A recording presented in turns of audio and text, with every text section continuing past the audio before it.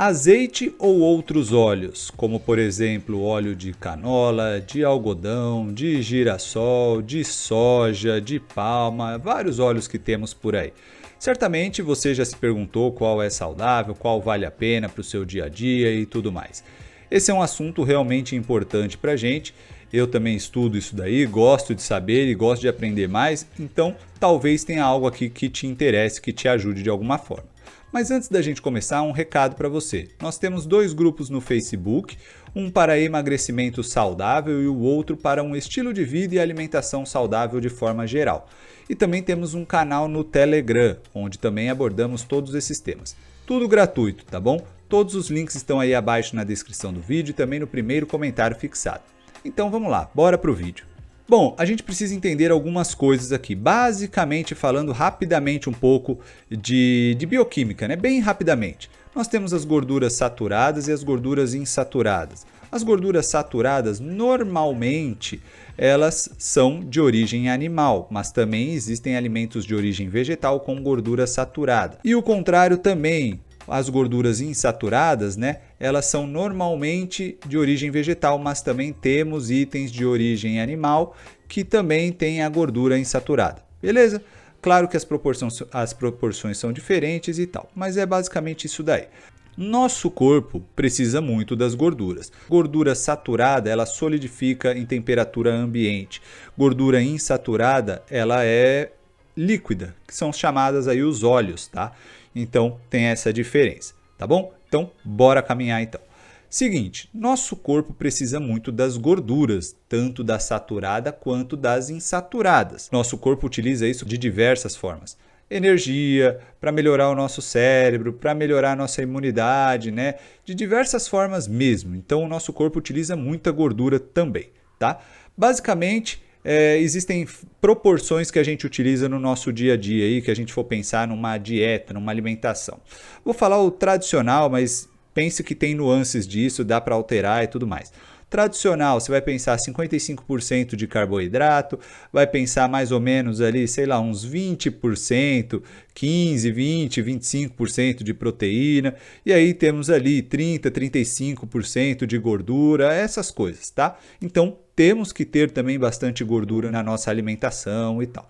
Fechou? Beleza. Agora a gente vai pensar de onde vão vir essas gorduras, né? A gente pensa muito no óleo e tal, mas será que a gente está pensando no óleo porque a gente está preocupado com a nossa saúde? Ou será que é porque a gente quer um certo comodismo, né? A gente quer, sei lá, eu quero fazer um pastel, pô, que óleo eu vou usar? Eu quero fritar alguma coisa, que óleo eu vou usar? Então a gente começa a querer aceitar certas coisas para a gente ter aquele item que a gente quer. Que aí, se você for pensar mais profundamente, a gente nem deveria consumir aquilo, mas a gente quer. Então a gente fica tentando pensar que qual é o menos pior para fazer aquele negócio que eu quero, certo? Então isso é no dia a dia. Você vai ver que um monte de coisa que é vendida por aí, se você come fora, qualquer coisa, desde salgadinho até refeições mais tradicionais, completas e tudo mais, você vai ver que tem muita fritura. Tem muito óleo, óleo para colocar o alho, óleo para colocar a cebola, tem óleo para fritura, para o salgadinho e tudo mais. Então tem muito óleo. Esses óleos, eles têm proporções dentro desses óleos, né? Proporções de tipos de gorduras. Vamos pensar aqui nos ácidos graxos, por exemplo, ômega 3, ômega 6 e ômega 9, tá? O básico que a gente ouve muito por aí.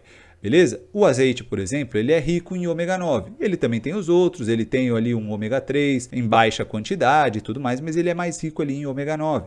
Temos os outros óleos, por exemplo, como se você pensar num óleo de canola.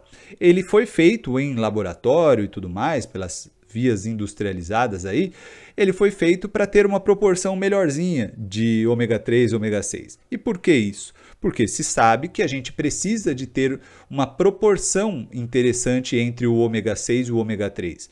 E qual é essa proporção, Tarso? Bom, se fala muito aí entre você ficar 2:1 e 4:1. O que significa isso? Que o que tem mais quantidade é o ômega 6, né? Então, por exemplo, se você vai ficar 2:1 de ômega 6 para ômega 3, sei lá, se você pegar 5 de ômega 6, você vai precisar de 2,5 ali de ômega 3, certo? Mais ou menos essa proporção ali, o dobro aqui neste caso. Agora, 4:1, 5, você vai pegar então 20 de ômega 6. Estamos falando basicamente isso, números, até proporção. tá? Então não tem nada de mais nisso. Alguns profissionais ainda falam até numa proporção de 1:1, mas vamos ficar entre 2:1 e 4:1. O que está acontecendo com a nossa sociedade? A gente está consumindo muito ômega 6 e pouco ômega 3. Qual é o impacto disso? E qual é essa proporção? Estima-se que está mais ou menos, a galera está ali 20:1, 25:1, 30:1. Então é uma proporção gritante de ômega 6 para pouca proporção de ômega 3. Porque de fato é mais fácil encontrar ômega 6 aí nos alimentos, nas coisas industrializadas e tudo mais, né? Você tem menos itens que você consegue o ômega 3. Já vou falar um pouco sobre eles. Aí, o que acontece? O ômega 6 ele tem uma tendência a ser mais inflamatório.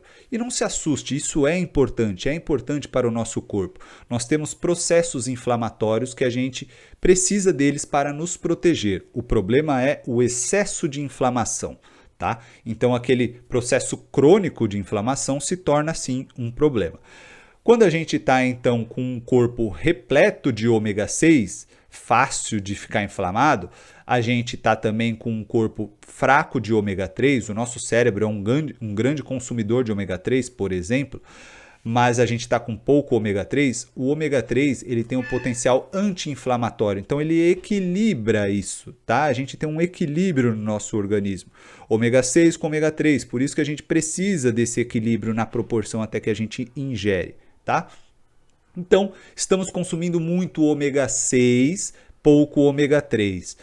Como que a gente já muda isso um pouco? Diminuindo os itens de ômega 6 e aumentando os itens de ômega 3, certo? Onde temos mais ômega 3, por exemplo? Vamos pensar de origem vegetal primeiro e depois a gente fala dos de animal. Origem vegetal, vamos pensar na semente de linhaça, na semente de chia, no óleo de linhaça, dá para usar também. Então, temos algumas fontes. Temos algas também que dá para se ter o ômega 3 de origem vegetal. Aí o mais tradicional, ômega 3 de origem animal. Principalmente vamos falar de peixes, né? Então temos ali a sardinha, temos a truta, temos o salmão, peixes mais ali de águas frias, mais gordurosos, essas coisas ali acabam tendo mais ômega 3. Então, a gente tem que entender isso. Se a gente está realmente preocupado com a nossa saúde, com o que a gente vai consumir de óleo e tudo mais, a gente já tem que começar entendendo isso. Agora vamos avançar. O ponto é, todos os óleos, eles têm ponto de fumaça, tá? As gorduras solidificadas ali também, elas têm também. Por isso que se fala muito da banha de porco, tá? Porque ela aguenta mais também a questão da oxidação com ponto de fumaça. O que é o tal ponto de fumaça? É isso, quando o óleo ele começa a entrar num processo de oxidação, né? Então ele vai ficando pior, vamos dizer assim, vai entrando num estado mais tóxico. Só que aí temos um outro detalhe que pouco se fala, que é tudo que a gente começa a aquecer vai já modificando as moléculas. Aí a gente vai vendo quais moléculas acabam aguentando mais com o tempo. Isso é coisa básica de química, né? Você vai ver, você provavelmente aprendeu na escola. Várias coisas que você vai fazer ali, você utiliza o fogo, você aquece, porque realmente começa a mudar as estruturas, as coisas vão acontecendo conforme você coloca o aquecimento. Então, sim, vários elementos na natureza se transformam quando tem o aquecimento. Aí pode se transformar num nível mais baixo, ele ainda está se transformando, e pode se transformar num nível mais elevado, certo? Aí vou deixar para um professor de química e de bioquímica explicar detalhadamente essas coisas, como é que funcionam. Eu não sou especialista nessa área, estou estudando, gosto de aprender dessa área, mas me considero um mero estudante. Então deixo os especialistas falarem aí de como funciona toda a parte da química, tá?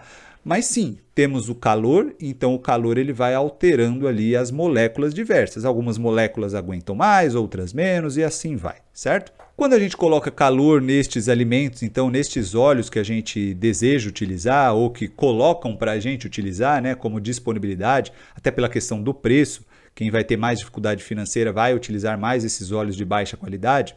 Enfim, né? A gente sabe muito disso. Esses óleos eles também oxidam e eles têm vários outros problemas também, né? As moléculas deles e tudo mais e tal. Além disso, por exemplo, é fácil o óleo oxidar. Tanto é que para você comprar um azeite de qualidade, então já fica esse recorte aqui, como comprar um azeite de qualidade, você vai pensar que azeite extra virgem, prensado a frio e que ele está envasado numa embalagem ali, né, numa garrafa, o que for, escura, para proteger da luz, porque a luz oxida os óleos, tá? E oxida com muita facilidade. Por isso que, por exemplo, quando você compra algum vidrinho, sei lá, de óleo essencial, de homeopatia, de várias coisas, eles vêm em vidros escuros, justamente para proteger da luz. Então esses óleos oxidam com muita facilidade.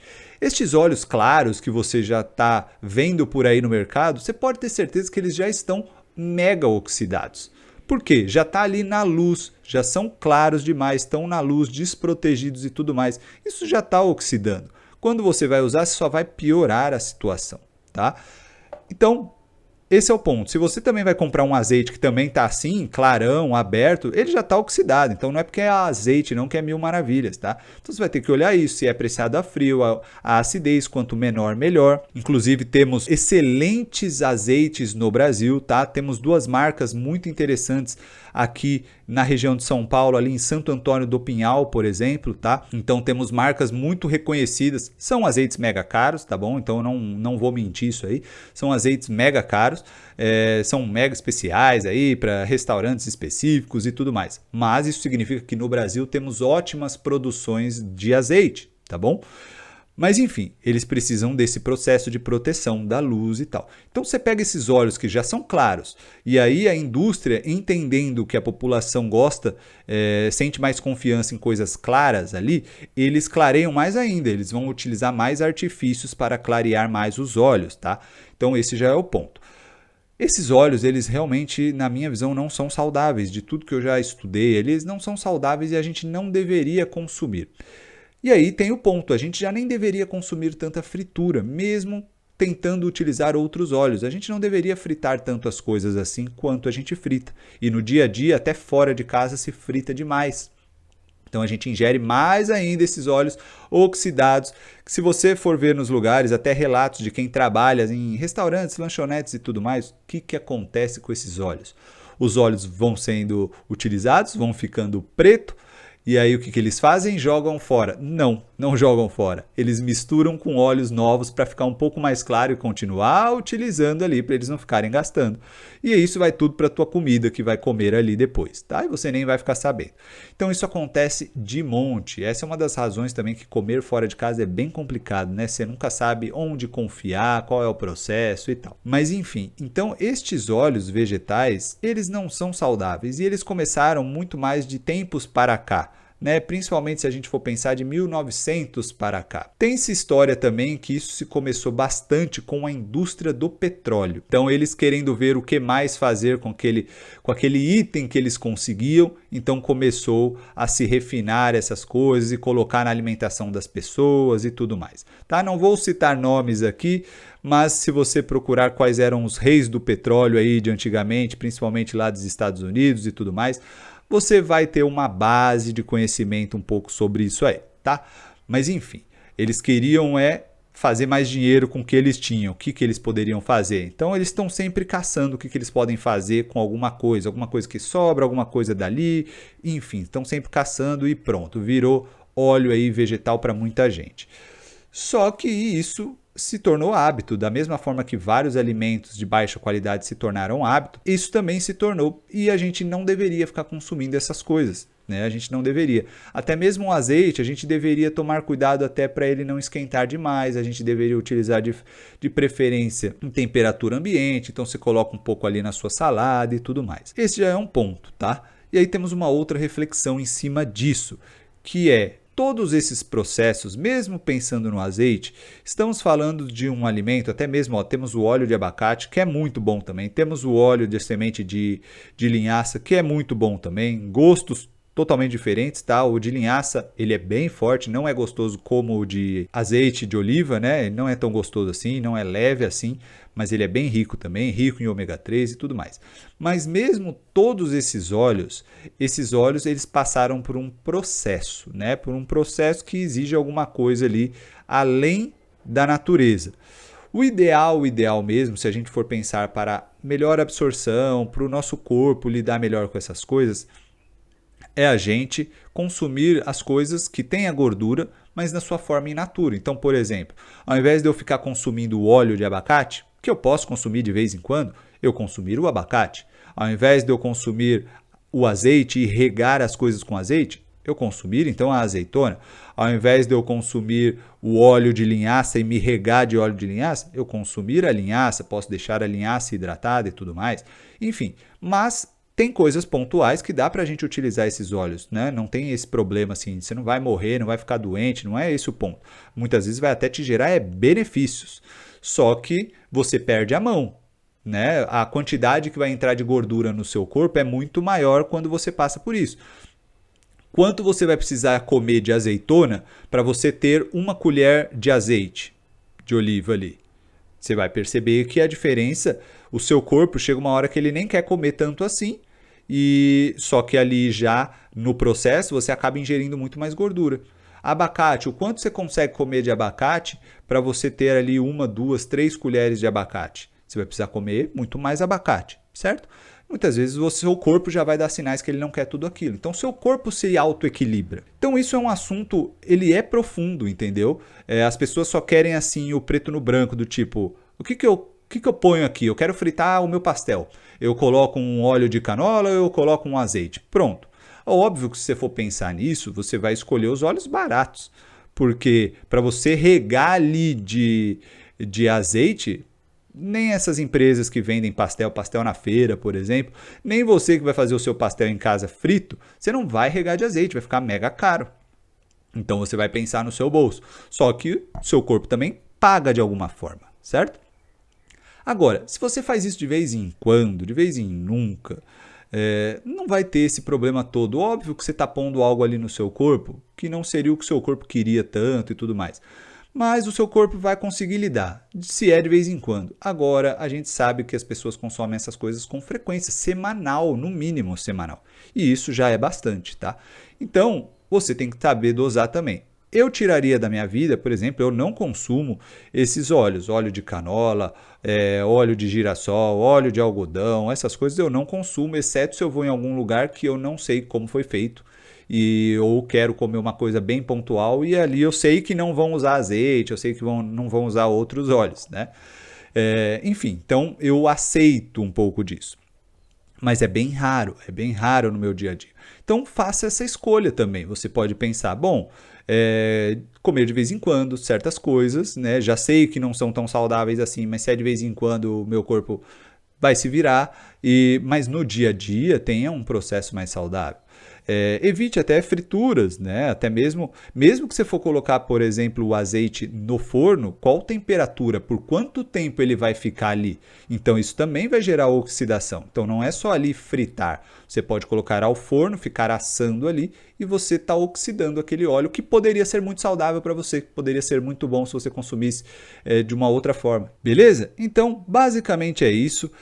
Se eu for escolher para minha saúde, eu vou escolher azeite e ainda assim vou tomar cuidado com a quantidade que eu consumo, com a forma que eu consumo e tudo mais, evitar altas temperaturas, enfim. Mas consumo sim o azeite de vez em quando, coloco ali, às vezes na minha salada, às vezes em algum alimento, enfim. Então, às vezes eu também tenho meus dias que eu não como aquilo que é tudo mega saudável, tá? Então, você pode fazer escolhas mais inteligentes sim, mas o que eu mais recomendo, faça sua própria pesquisa. Não acredite em mim, não acredite no que outros falam por aí, sejam profissionais de saúde ou não. Ouça vários profissionais, faça suas pesquisas, pesquise em inglês, leia estudos e tudo mais. E também use o discernimento. O que você acha? Como é que funciona? Por que a natureza foi criada de tal jeito e não daquele outro? Enfim, reflita um pouco sobre a vida. Leve esse assunto meio filosófico aí também para você, para as várias coisas da sua vida e busque suas próprias respostas, tá bom? Lembre-se também que sempre, como ciência está engatinhando, tá? Ainda mais a ciência da nutrição, que ainda é mais nova do que outras ciências. Estamos engatinhando, descobrindo várias coisas interessantes sim, mas engatinhando. O mundo está mudando demais. Muitas coisas, muitas mudanças são relativamente recentes, e quando eu digo recentes, 50, 60 anos para cá, isso é recente a nível de humanidade, tá?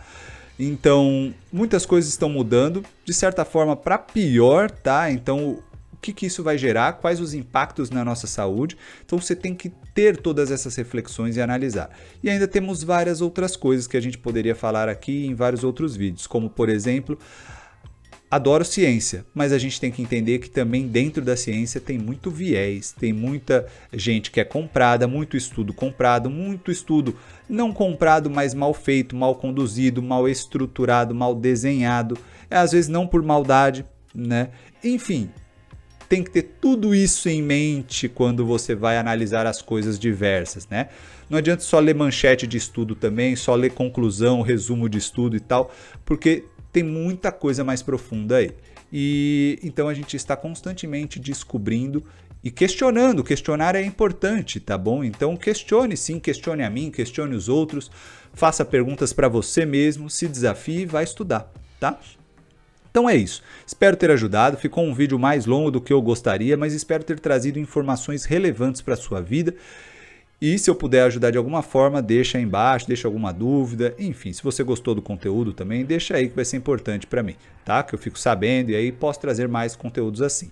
Beleza? Então, pelo vídeo de hoje é isso. Se você tem alguma dúvida, gostaria que eu falasse de alguma pauta aqui, deixa nos comentários abaixo que eu posso trazer futuramente. Fechou? Então é isso, eu fico por aqui, um grande abraço e até a próxima.